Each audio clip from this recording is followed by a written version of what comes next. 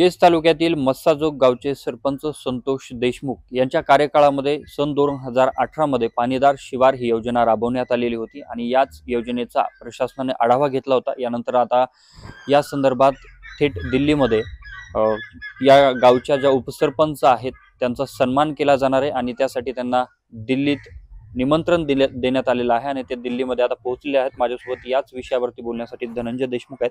काय सांगाल, ही योजना कधी राबवण्यात आलेली होती आणि किती प्रमाणात परिसरामध्ये राबवण्यात आली, किती फायदा होतो याचा? मसाजोगचं सगळं शिवार जे आहे, भौगोलिक क्षेत्र आहे ते 1545 हेक्टर आहे आणि त्याच्यामध्ये प्रामुख्याने जे काही जलसंधारणाचे जे उपचार आहेत, तर ते पाणी फाउंडेशन आमिर खान सर यांनी जे राबवलेली जे उपक्रम आहे, तर त्या उपक्रमाच्या अंतर्गत इथले जे मार्गदर्शक होते, मराठवाडा समन्वयक होते, त्यांच्या सगळ्याच्या मार्गदर्शनानं कंपार्टमेंट बंडिंग, नदी खोलीकरण, ओढा खोलीकरण, LBS, माती नाला बांध इत्यादी उपचार या गावानं प्रामाणिकपणे रात्री 6 ते 12 या दरम्यान खूप मोठ्या प्रमाणात महिला, लहान मुलं आणि गावातील सगळे लोक हे श्रमदानासाठी जात होते, श्रमदान करत होते। गाव कसं पाणीदार झालं हे 2019 पासून त्याचे रिझल्ट आले। सगळे गावातले जे बोरवेल्स आहेत, जे हातपंप आहेत ते ओव्हरफुल झाले। नदी खोलीकरण झाल्यामुळं, ओढा खोलीकरण झाल्यामुळं पाण्याची पातळी वाढली आणि गाव जलसमृद्ध झालं। तसेच गावाला त्याच्यानंतर मानवलोक जी सामाजिक संस्था आहे त्यांच्याकडून पण कामाला स्फूर्ती मिळाली आणि त्यामुळे आम्हाला विविध त्या ह्याचे बक्षिसे सुद्धा भेटलेले आहेत।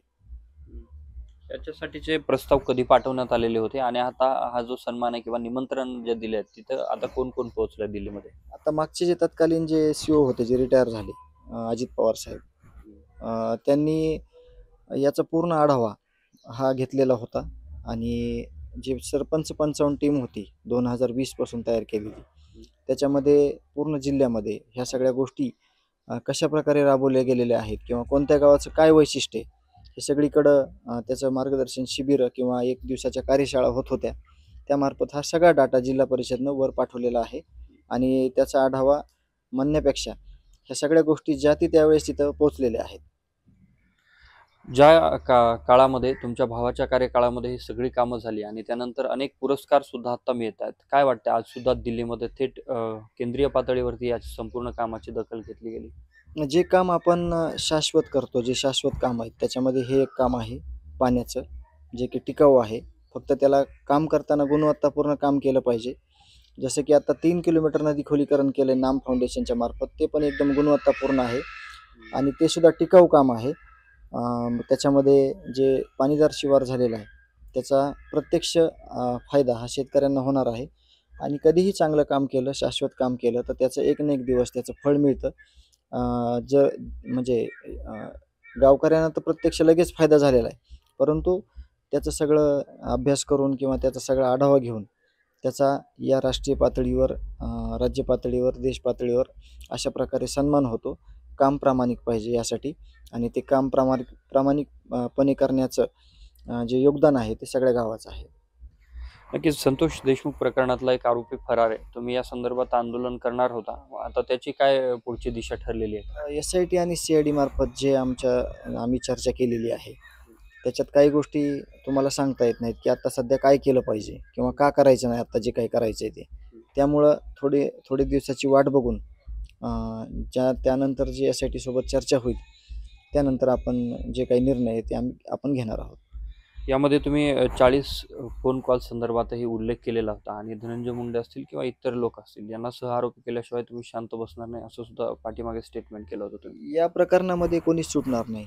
आम्ही विनम्रपणे हा सगळा न्यायाचा लढा लढतोय, परंतु आम्हाला ज्यावेळेस वाटेल की ह्याच्यामध्ये कोणी हस्तक्षेप करतंय परत अजून किंवा केलेलाच आहे हस्तक्षेप, फोन कॉल झालेलेच आहेत, तर त्याची मागणी सुद्धा पूर्ण आपल्या जे चार्जशीट आहे त्याची मागणी केलेली आहे। परंतु प्रामुख्यानं आम्ही ही मागणी केलेली आहे की जे CDR आहेत या प्रकरणामधले ते CDR आमच्या लवकरच हातात येतील आणि आम्ही ते सगळे पब्लिश करू आणि या सगळ्या लोकांना ज्यांनी हे प्रकरण केलंय किंवा जे प्रकरण ज्यांच्या साहाय्यानं केलंय, ज्यांच्या अभयामुळं केलंय, त्यांना सुद्धा नक्कीच आम्ही कायमचा धडा शिकवल्याशिवाय शांत बसणार नाही।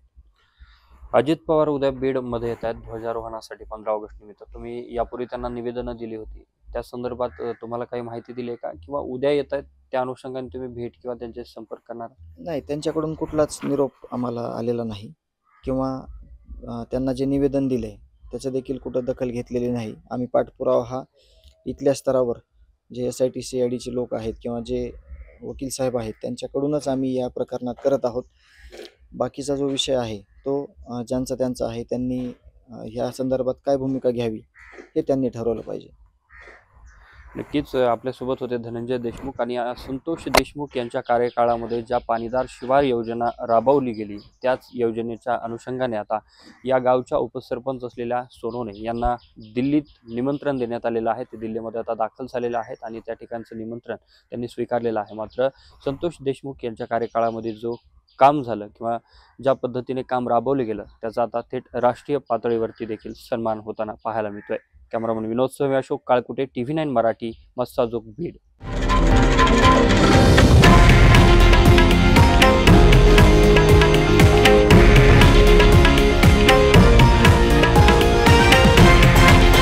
हे आहे देशातील नंबर 1 न्यूज नेटवर्क आणि आपण पाहत आहात TV9 मराठी, एकमेव.